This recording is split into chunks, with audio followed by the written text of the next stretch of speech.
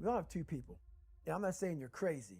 We have the easy voice, which is that 20% telling yourself that I'm easy at 90% of my full potential, maybe 100% at that 20%. That's that voice that we all love. That's that very comfortable voice that's that mommy holding you saying it's gonna be okay. Doesn't care how good you are, just loves you. Just loves you no matter how messed up you are in life. That's where you wanna be at. So that's that one voice. This other voice that we walk very far away from is a voice saying, hey man, you ain't doing shit. So we try to get this voice out of our head completely. And we live over here in this land. So what you have to do first is turn up this voice over here. So I came up with this thing called the 40% rule.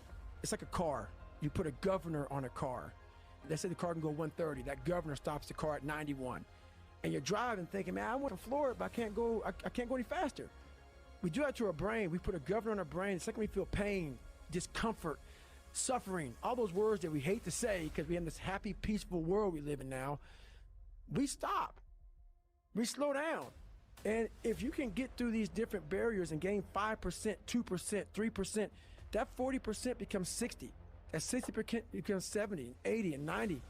And then you'll hopefully one day near 100. I don't know many people who are probably at 100. We think we're there, but there's so much more. We all like to take this 4-lane highway, the easy highway. It has signs, it has restaurants. We all love that 4-lane highway. We always step over the shovel. And all I did was I picked up that shovel, and that shovel, I made my own path.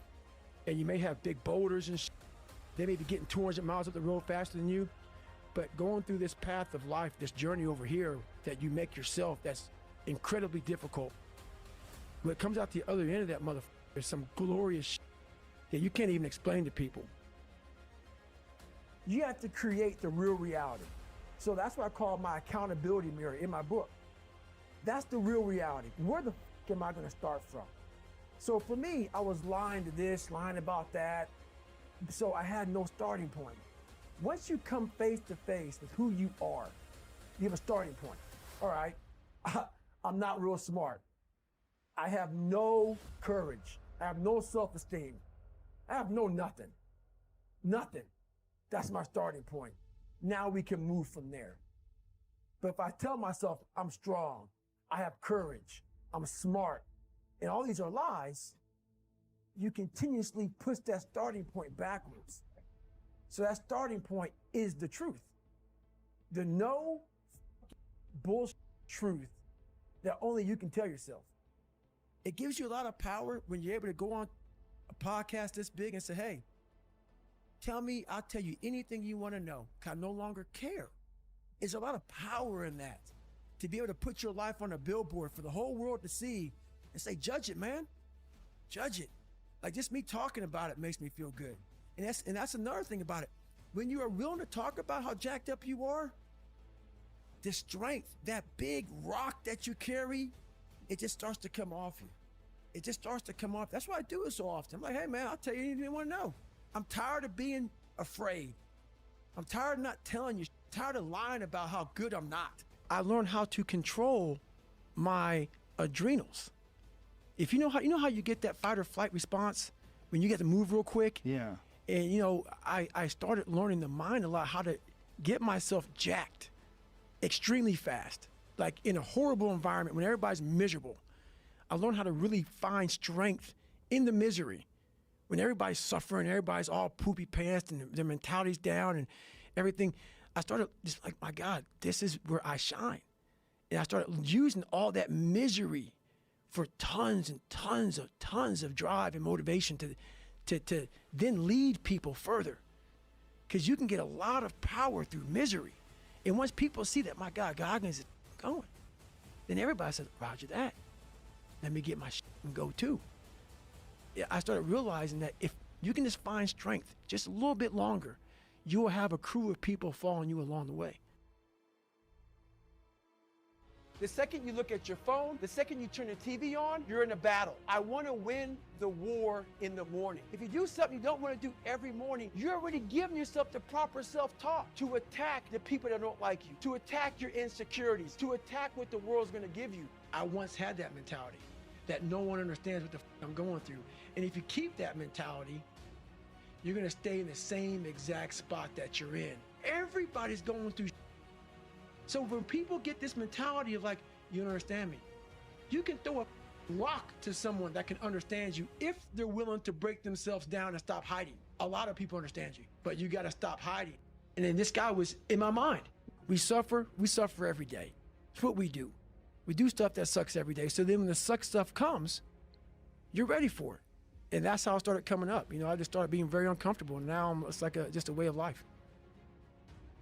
What I realized is for me to become the man I wanted to become, I saw myself as the weakest person God ever created. But I never blamed God for anything he did to me. So I wanted to change that to be the hardest man ever created. Am I that? I don't know, but you had to have a goal. I want to be forever proud of who I was as a man and change who I used to be. The liar, the insecure guy. I want to be proud. If I die now, I want to look at myself and say, proud of myself. It's okay to be unhappy sometimes, man. It's okay to say, you know what, man, I'm f***ed up. So you got to go to the truth first. Who are you? Get really accountable and say, okay, who am I? What's the truth about me? Get to that dark place in your mind. Figure out. It may take months, it may take years. Figure out your purpose. Figure out what you want to be in life. Things I'm trying to find more of myself. And the only way I can find more is to silence the world out as much as I can because it's getting busier every day. It's getting faster. And the faster it gets, the more you are missing who the f you are. You have to go dark. You have to be quiet in your mind. Get away from people. We love being around people. We love talking. We love parties. We love all that. It's okay to be alone. It's also okay to be unhappy. It's okay to be unhappy sometimes, man. It's okay to say, you know what, man, I'm f***ed up. So you gotta go to the truth first. Who are you? Get really accountable and say, okay, who am I? What's the truth about me? But you have to go into those dark chambers that we often shut off, and you gotta open them up. You gotta open up and fight that fucking demon. Get in there, talk to that mother, say what's up. Get to that dark place in your mind. Figure out. It may take months, it may take years. Figure out your purpose. Figure out what you want to be in life. And then from there, okay, I have my purpose. It's easier to accept the fact that I'm just not good enough. I wasn't made to do that. And yeah, some of us can't be LeBron fucking James. But I'll tell you right now, man, we can do a lot when it comes to this pure on guts and willpower and getting through shit. We have a lot more than we think we have. We like that person who says, hey, you know what, man, I don't feel good today, man. And they say, oh, it's okay, brother. Take a day off, maybe we'll get a pizza and watch the game. We like that. Boy, my whole life. That's why my friends hate my ass, boy. Because I'm hard on me. If I'm hard on me, I don't give a f about you. Every morning it starts with a run. And that's because that's the one thing I hate to do more than anything in the world. So that's like my cup of coffee. And I'm all about armoring yourself. So the second you leave your house, and the second you open your phone, the second you do any of that shit, you are now letting in poison and cancer. So I make sure a lot of things you can't avoid. So as I get up, I start to armor plate my mind and body. And discipline's good too. But without a clear headspace, there's no discipline. What do you mean? So let's say we have a circuit breaker, okay? And I'm loading everything up to one circuit. Just load it up. It's gonna blow. And once that thing blows, man, the circuit's all fucked up. You gotta have each thing plugged into the right spot, like a crowded garage. You can't put anything in it. Once your brain is crowded, discipline is great, motivation is great, but if you can't fit in your brain because it's all cluttered with there's no discipline.